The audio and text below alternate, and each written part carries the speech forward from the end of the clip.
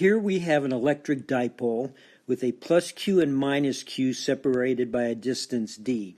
The first thing we're going to do is find the electric potential field. That is the amount of work it takes to move 1 coulomb of charge from infinity to some position r.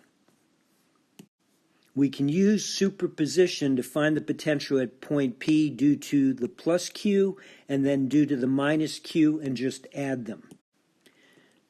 Here is the potential at point P due to charge Q, and here is the potential at point P due to charge minus Q.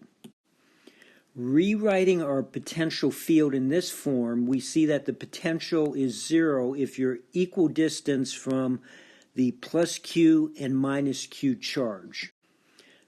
So the XY plane has a potential of 0, so it takes no work to bring that 1 coulomb of charge from infinity in if you're on the XY plane. And that makes sense because you're always equal distance from the repulsion of the plus Q and the attraction of the minus Q. So there's no net force.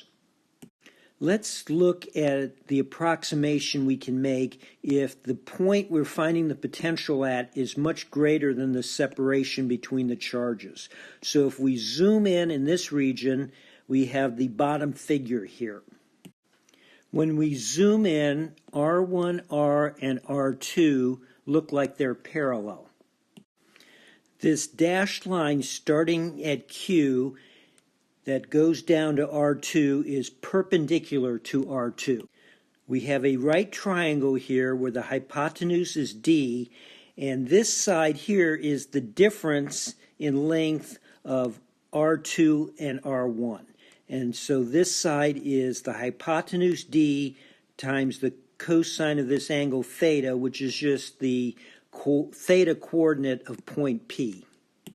For R2 minus R1, we can substitute D cosine of theta.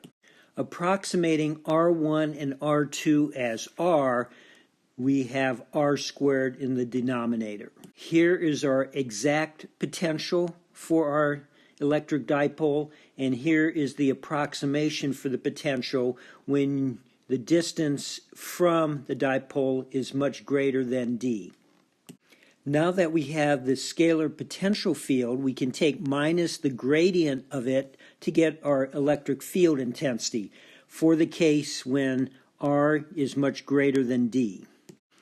Here is the expression for minus the gradient of the potential in spherical coordinates. Applying this to our potential field, we get the following. For the electric field intensity, when the distance from the dipole is much greater than the separation between the charges in the dipole.